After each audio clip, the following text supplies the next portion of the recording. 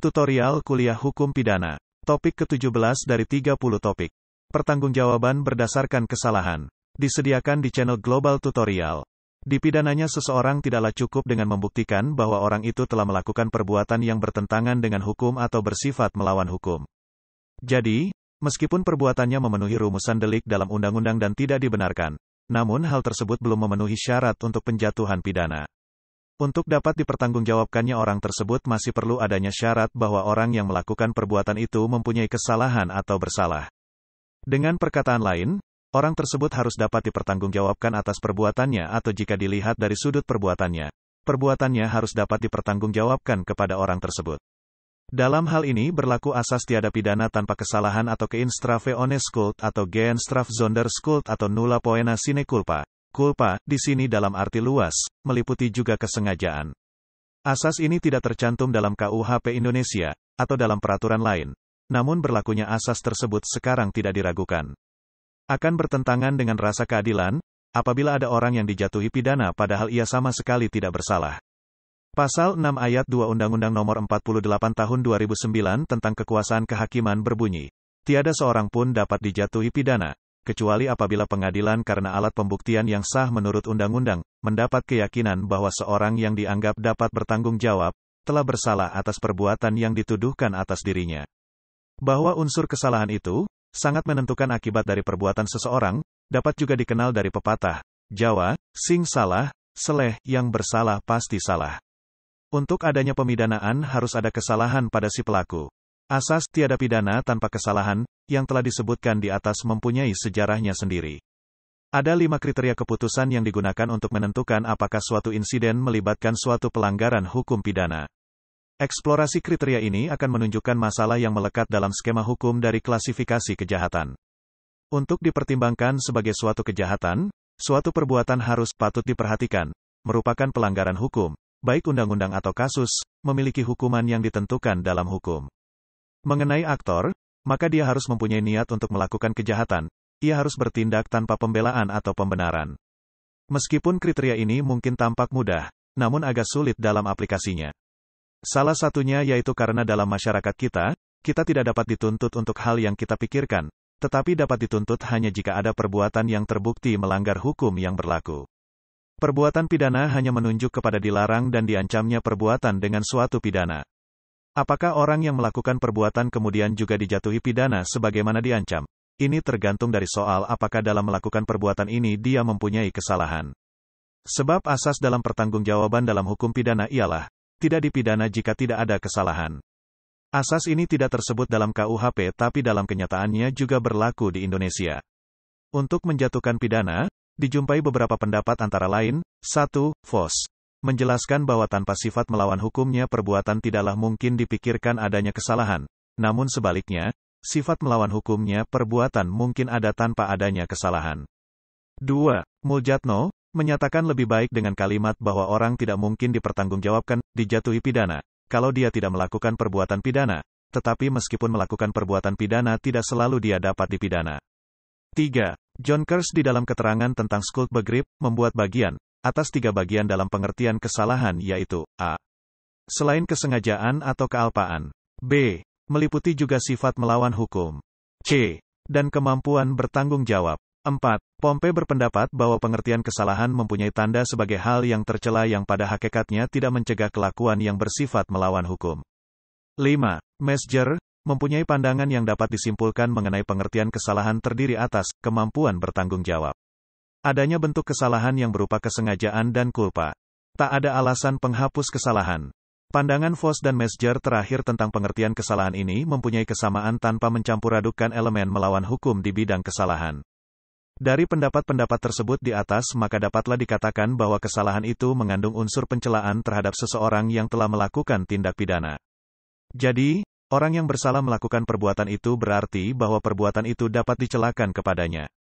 Pencelaan di sini bukan pencelaan berdasarkan kesusilaan, melainkan pencelaan berdasarkan hukum yang berlaku. Menurut Sudarto untuk adanya kesalahan maka harus ada pencelaan etis, betapapun kecilnya. Setidaknya pembuat dapat dicela karena tidak menghormati tata dalam masyarakat, yang terdiri dari sesama hidupnya dari yang membuat segala syarat untuk hidup bersama. Pernyataan bahwa kesalahan itu mengandung unsur etis, kesusilaan, tidak boleh dibalik. Tidak senantiasa orang yang melakukan perbuatan atau orang yang tidak menghormati tata ataupun kepatuhan dalam masyarakat atau pada umumnya melakukan perbuatan yang dapat dikenakan tindak susila itu dapat dikatakan bersalah dalam arti dicela menurut hukum. Strict liability adalah pertanggungjawaban tanpa kesalahan, liability without fault. Hal itu berarti bahwa si pembuat sudah dapat dipidana jika ia telah melakukan perbuatan sebagaimana yang telah dirumuskan dalam undang-undang tanpa melihat bagaimana sikap batinnya. Konsep strict liability merupakan penyimpangan dari asas kesalahan yang dirumuskan dalam pasal 35 ayat 2 KUHP. Bunyi rumusannya adalah, bagi tindak pidana tertentu, undang-undang dapat menentukan bahwa seseorang dapat dipidana semata-mata karena telah dipenuhinya unsur-unsur tindak pidana tersebut tanpa memperhatikan adanya kesalahan. Untuk memahami lebih jauh latar belakang dan alasan dicantumkannya asas strict liability itu ke dalam konsep, dapat dilihat pada penjelasannya berikut ini. Ketentuan dalam ayat ini juga merupakan suatu perkecualian seperti halnya ayat 3. Oleh karena itu, tidak berlaku juga bagi semua tindak pidana, melainkan hanya untuk tindak pidana tertentu yang ditetapkan oleh undang-undang. Untuk tindak pidana tertentu tersebut, pembuat tindak pidananya telah dapat dipidana hanya karena telah dipenuhinya unsur-unsur tindak pidana oleh perbuatannya. Di sini kesalahan pembuat tindak pidana dalam melakukan perbuatan tersebut tidak lagi diperhatikan. Asas ini dikenal sebagai asas strict liability. Strict liability ini pada awalnya berkembang dalam praktik peradilan di Inggris. Sebagian hakim berpendapat asas mens rea tidak dapat dipertahankan lagi untuk setiap kasus pidana. Tidak mungkin apabila tetap berpegang teguh pada asas mens rea untuk setiap kasus pidana dalam ketentuan undang-undang modern sekarang ini. Oleh karena itu, perlu dipertimbangkan untuk menerapkan strict liability terhadap kasus-kasus tertentu. Praktek peradilan yang menerapkan strict liability itu ternyata mempengaruhi legislatif dalam membuat undang-undang. Doktrin strict liability dalam hukum pidana dikemukakan oleh Ruslan Saleh yang mengatakan, dalam praktik pertanggungjawaban pidana menjadi lenyap jika ada salah satu keadaan-keadaan yang memaafkan. Praktik pula melahirkan aneka macam tingkatan keadaan-keadaan yang dapat menilai menjadi syarat ditiadakannya pengenaan pidana sehingga dalam perkembangannya lahir kelompok kejahatan yang untuk pengenaan pidananya cukup dengan strict liability. Hal yang dimaksud dengan ini adalah adanya kejahatan yang dalam terjadinya itu keadaan mental terdakwa adalah tidak mengetahui dan sama sekali tidak bermaksud untuk melakukan suatu perbuatan pidana. Sungguh pun demikian, dia dipandang tetap bertanggung jawab atas terjadinya perbuatan yang terlarang itu, walaupun dia sama sekali tidak bermaksud untuk melakukan suatu perbuatan yang ternyata adalah kejahatan. Biasanya ini adalah untuk kejahatan-kejahatan kecil atau pelanggaran. Oleh beberapa penulis, perbuatan pidana ini tidak dipandang sebagai perbuatan pidana dalam arti sebenarnya. Ia telah harus dipertanggungjawabkan hanya karena dipenuhinya unsur-unsur delik oleh perbuatannya, tanpa memeriksa keadaan mentalnya sebagai keadaan yang dapat meniadakan pengenaan pidana. Sering dipersoalkan, apakah strict liability itu sama dengan absolute liability? Mengenai hal itu ada dua pendapat. Pendapat pertama menyatakan strict liability merupakan absolute liability. Alasan atau dasar pemikirannya ialah seseorang yang telah melakukan perbuatan terlarang, actus reus, sebagaimana dirumuskan dalam undang-undang sudah dapat dipidana tanpa mempersoalkan apakah si pelaku mempunyai kesalahan, mens rea, atau tidak. Jadi, seseorang yang sudah melakukan perbuatan pidana menurut rumusan undang-undang yang sudah melakukan perbuatan pidana menurut rumusan undang-undang harus atau mutlak dapat dipidana. Pendapat kedua menyatakan strict liability bukan absolute liability. Artinya, orang yang telah melakukan perbuatan terlarang menurut undang-undang tidak harus atau belum tentu dipidana. Kedua pendapat itu antara lain, dikemukakan juga oleh Smith dan Brian Hogan, yang dikutip oleh Barda Nawawi Arif. Ada dua alasan yang dikemukakan, yaitu, a. Suatu tindak pidana dapat dipertanggungjawabkan secara strict liability apabila tidak ada mens rea yang perlu dibuktikan sebagai satu-satunya unsur untuk actus reus yang bersangkutan. Unsur utama atau unsur satu-satunya itu biasanya merupakan salah satu ciri utama, tetapi sama sekali tidak berarti bahwa mens rea itu tidak disyaratkan sebagai unsur pokok yang tetap ada untuk tindak pidana itu. Misalnya, A dituduh melakukan tindak pidana, menjual daging yang tidak layak untuk dimakan karena membahayakan kesehatan atau jiwa orang lain. Tindak pidana ini menurut hukum Inggris termasuk tindak pidana yang dapat dipertanggungjawabkan secara strict liability. Dalam hal itu tidak perlu dibuktikan bahwa A mengetahui daging itu tidak layak untuk dikonsumsi, tetapi tetap harus dibuktikan bahwa sekurang-kurangnya A memang menghendaki, sengaja, untuk menjual daging itu. Jadi, jelas dalam hal itu strict liability tidak bersifat absolut. B. Dalam kasus-kasus strict liability memang tidak dapat diajukan alasan pembelaan untuk kenyataan khusus, yang menyatakan terlarang menurut undang-undang. Misalnya, dengan mengajukan reasonable mistake, kita tetap dapat mengajukan alasan pembelaan untuk keadaan-keadaan lainnya. Contoh lain, misal dalam kasus mengendarai kendaraan yang membahayakan, melampaui batas maksimum, dapat diajukan alasan pembelaan bahwa dalam mengenai kendaraan itu ia berada dalam keadaan otomatisme. Misal lain, A mabuk-mabukan di rumahnya sendiri. Akan tetapi, dalam keadaan tidak sadar, A diangkat oleh kawan-kawan dan diletakkan di jalan raya. Dalam hal itu memang ada strict liability, yaitu berada di jalan raya dalam keadaan mabuk, tetapi A dapat mengajukan pembelaan berdasarkan adanya compulsion. Jadi, dalam hal itu pun strict liability bukanlah absolute liability. Di dalam ilmu hukum pidana terdapat perbedaan pendapat mengenai doktrin strict liability. Sebagian pendapat menyatakan bahwa prinsip tidak terdapat kesalahan sama sekali, harus dapat diterapkan, kecuali apabila diterapkan kesalahan besar kepada si pelaku. Di pihak lain menyatakan bahwa penerapan strict liability harus dibuat persyaratan yang lebih ketat, tergantung dari kasus-kasus yang bersangkutan. Marjono Reksodiputro dalam salah satu tulisannya memberikan jalan keluar untuk membenarkan diterapkannya asas strict liability di Indonesia yang menganut sistem Eropa kontinental, yaitu, berhubung kita tidak mengenal ajaran strict liability yang berasal dari sistem hukum Anglo-Amerika tersebut, maka sebagai alasan pembenar dapat dipergunakan ajaran faith material yang berasal dari sistem hukum Eropa kontinental. Dalam kedua ajaran ini tidaklah penting adanya unsur kesalahan. Ajaran strict liability hanya dipergunakan untuk tindak pidana ringan, regulatory offenses, yang hanya mengancam pidana denda, seperti pada kebanyakan public welfare offenses. Namun, karena kita telah mengambil alih konsep yang berasal dari sistem hukum yang berlainan akarnya ke dalam sistem hukum di Indonesia, maka memerlukan ketekunan dari para ahli hukum pidana Indonesia untuk menjelaskan konsep ini dengan mengkaitkannya pada asas-asas yang sudah melembaga dalam hukum pidana Indonesia. Alasan senada juga dikemukakan oleh Barda Nawawi Arif yang menyatakan, karena strict liability ini sangat jauh menyimpang dari asas kesalahan maka para ahli hukum pidana membatasi penerapannya hanya pada delik-delik tertentu saja. Kebanyakan strict liability terdapat pada delik-delik yang diatur dalam undang-undang yang pada umumnya merupakan delik-delik terhadap kesejahteraan umum. Termasuk regulatory offenses misalnya penjualan makanan dan minuman atau obat-obatan yang membahayakan, pencegahan terhadap polusi, penggunaan gambar dagang yang menyesatkan, dan pelanggaran lalu lintas. Dari uraian tersebut, dapat disimpulkan bahwa pertimbangan untuk menerapkan asas strict liability di samping perbuatannya membahayakan masyarakat juga pembuktiannya yang sangat sulit. Kriteria membahayakan masyarakat itu tidak mesti harus tindak pidana yang serius, akan tetapi juga meliputi regulatory offenses, seperti pelanggaran lalu lintas, pencemaran lingkungan, makanan, minuman, dan obat-obatan yang tidak memenuhi syarat kesehatan. Muladi mengatakan bahwa, jika hukum pidana harus digunakan untuk menghadapi masalah yang demikian rumitnya, sudah saatnya doktrin asas strict liability digunakan dalam kasus-kasus pelanggaran terhadap peraturan mengenai kesejahteraan umum.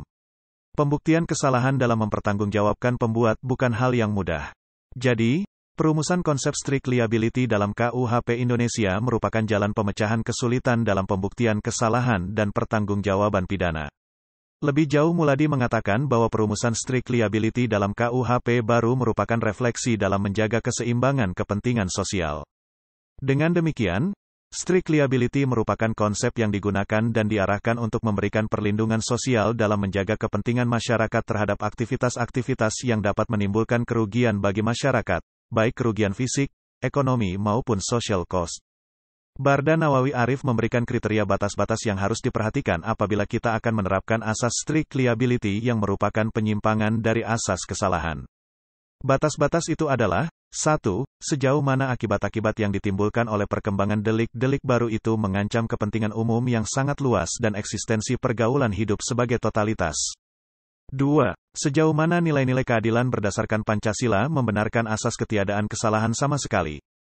Jadi, inti masalahnya menurut Barda Nawawi Arif berkisar pada sejauh mana makna kesalahan atau pertanggungjawaban pidana itu harus diperluas dengan tetap mempertimbangkan keseimbangan antara kepentingan individu dengan kepentingan masyarakat luas. Barda Nawawi Arif mengingatkan bahwa pertimbangan harus dilakukan dengan hati-hati sekali, terlebih melakukan pelompatan yang drastis dari konsepsi kesalahan yang diperluas sedemikian rupa sampai pada konsepsi ketiadaan kesalahan yang diperluas sedemikian rupa sampai pada konsepsi ketiadaan kesalahan sama sekali. Hal yang terakhir itu merupakan akar yang paling dalam dari nilai-nilai keadilan berdasarkan Pancasila. Penerapan asas strict liability itu sangat penting terhadap kasus-kasus tertentu yang menyangkut membahayakan sosial atau antisosial, membahayakan kesehatan dan keselamatan, serta moral publik. Kasus-kasus seperti pencemaran lingkungan hidup, perlindungan konsumen, serta yang berkaitan dengan minuman keras, pemilikan senjata, dan pemilikan obat-obatan terlarang, merupakan kasus yang sangat memungkinkan untuk diterapkan strict liability. Kasus pencemaran lingkungan, seperti kasus yang terjadi di Sidoarjo, sangat sulit bagi aparat penegak hukum untuk membuktikan kesalahan terdakwa. Hal itu disebabkan bahwa untuk membuktikan hubungan kausal antara perbuatan dengan akibat yang ditimbulkan tidaklah mudah. Karena jaksa tidak dapat membuktikan kesalahan tersebut, akhirnya terdakwa dibebaskan oleh hakim. Kesulitan yang serupa itu banyak terjadi pada kasus-kasus lingkungan yang lain. Padahal, akibat yang ditimbulkan sangat merugikan masyarakat. Di situ tampak betapa urgennya penerapan asas strict liability. Jadi, penerapan strict liability sangat erat kaitannya dengan ketentuan tertentu dan terbatas. Agar lebih jelas hal yang menjadi landasan penerapan strict liability crime, dapat dikemukakan patokan berikut. 1. Perbuatan itu tidak berlaku umum terhadap semua jenis tindak pidana, tetapi sangat terbatas dan tertentu, terutama mengenai kejahatan antisosial atau yang membahayakan sosial. 2. Perbuatan itu benar-benar bersifat melawan hukum yang sangat bertentangan dengan kehati-hatian yang diwajibkan hukum dan kepatutan. 3. Perbuatan tersebut dilarang dengan keras oleh undang-undang karena dikategorikan sebagai aktivitas atau kegiatan yang sangat potensial mengandung bahaya kepada kesehatan, keselamatan, dan moral publik. 4. Perbuatan atau aktivitas tersebut secara keseluruhan dilakukan dengan cara melakukan pencegahan yang sangat wajar. Demikianlah materi topik ke-17 tutorial kuliah hukum pidana. Channel Global Tutorial sangat bermanfaat bagi yang ingin menambah wawasan, termasuk mahasiswa perguruan tinggi negeri dan swasta manapun di Indonesia. Video tutorial dituturkan dan disubtitelkan agar dapat ditonton, dibaca sambil didengarkan. Jangan khawatir jika belum langsung paham. Untuk pemahaman yang lebih baik, putar dan dengarkan video ini berulang-ulang. Subscribe dan like, agar Anda mendapatkan update tutorial lainnya. Bagikan juga link video ini, agar teman lain juga mendapatkan manfaat channel ini. Sekian dan terima kasih. Sampai jumpa.